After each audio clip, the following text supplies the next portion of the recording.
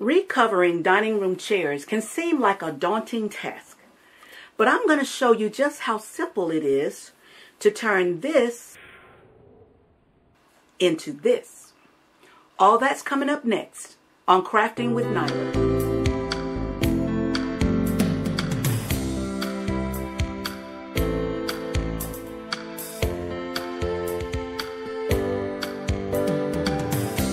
So here is the existing cover, and this thing is probably 30 years old, but the cushion in the cover is pretty thick.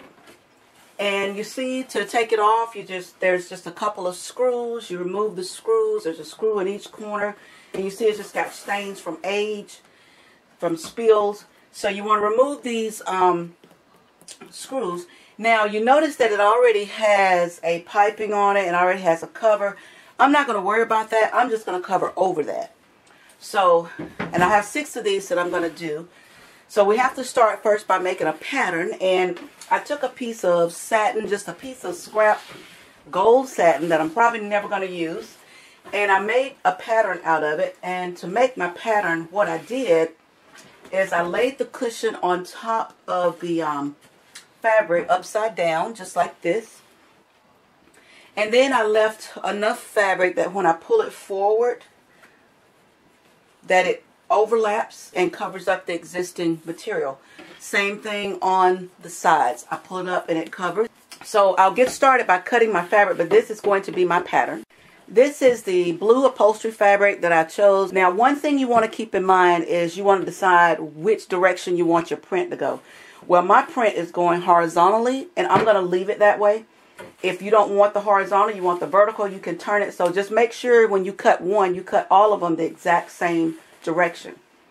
So I'm going to lay this out, and as you can see, it pretty much covers the width of my fabric. So what I'm going to do is I'm going to leave that excess because we can always cut that off later.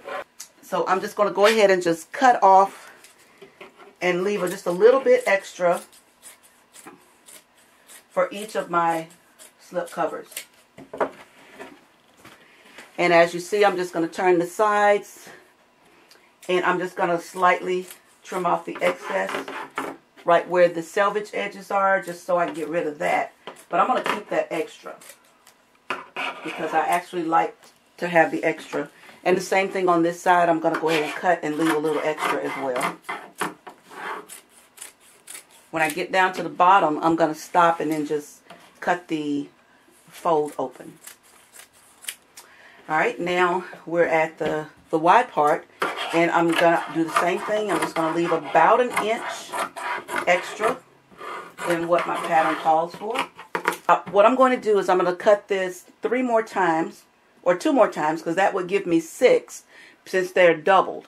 So I'm going to go ahead and cut all those, and then we'll start with the construction of the chair cover. Very simple and easy. Now all 6 of my pieces are cut out. So our next step is to get ready to cover the chair bottom. Now, one thing you must keep in mind when you're making your cover, you want to make sure that you put it on the right side.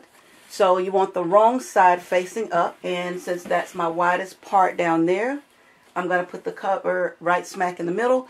And before you start stapling, you want to go ahead and pull the fabrics to make sure they're covering on both sides. Just like so, like this one's off just a little bit. And just like that. And now we're going to get started with the stapling. Now I'm using an electric staple gun to complete my project, but you can use a manual staple gun as well.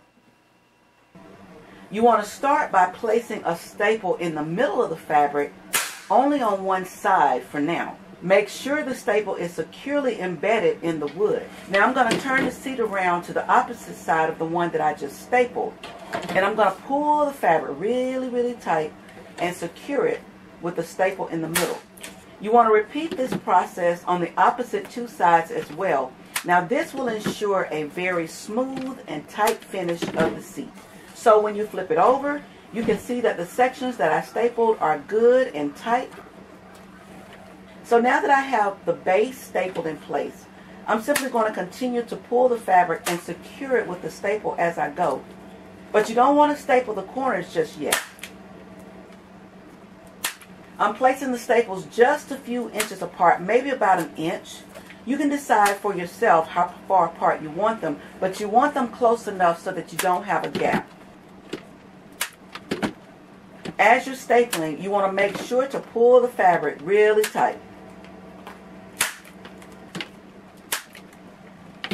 And as you can see, it's beginning to take shape, including the nice contoured sections. Isn't that nice? You want to make sure that they're all shaped very well. Now it's on to the corners. I'm going to staple a little close to the corner, but not directly into the corner. I see that some of my staples are too far apart. So if this happens to you, what you want to do is just staple in between where you stapled before to secure it. Now, once you get to the corner, you want to pull the fabric that is directly in the middle of the corner. Pull it really tight and then secure it with the staple. Now take the excess fabric and overlap it. Now this is the fabric that's on the left side or the right, whichever one you choose to use first. Overlap it over the staple and secure it in place with the staple. Now repeat this process for the other side as well. Now you want to do this for all four corners and make sure that you pull the fabric nice and tight and then secure it in the middle first, then secure it on the left side and then the right. Now this is going to give you a nice tailored look to your seat. Now because the fabric in the center is going to be doubled or even tripled in some cases, you want to really make sure that your staple goes through all the layers. Now this can easily be done with an electric stapler, but if you have a manual stapler, it's going to require some effort. So see how nice the corners look? They're nice and mitered. They look professionally done. This is exactly what you want. Now don't worry about the excess fabric because you're going to be cutting that off. Now I'm going to cut off the excess fabric because it's going to be in the way of reinserting the screws. So I'm just going to cut it off and make it look very nice and professional. So I'm going to remove it so that it's not in the way. Now that the seat is done, I'm just going to place it on the base just to see how it looks. Wow, I think it looks very nice and very professional. Now it's time to attach the seat to the base. Here are the screws and the washer that I took out of my seats. The screws just need to be screwed back in securely so that they connect to the base of the seat. And you want to do this in all four corners. I like to place the screws in the holes before I begin to screw them in place. And I suggest that you use a long neck screwdriver. And I'm doing so here because it's giving me plenty of room to screw the screws in place. Since the screws are so long, it may take you a minute or two to kind of get them screwed down all the way down into the socket of the seat and the chair. Now that you're done, we have gone from an old, ugly, worn out look to a nice, beautiful upgrade. So I hope this tip has been helpful for you and I hope that you try it. Happy crafting!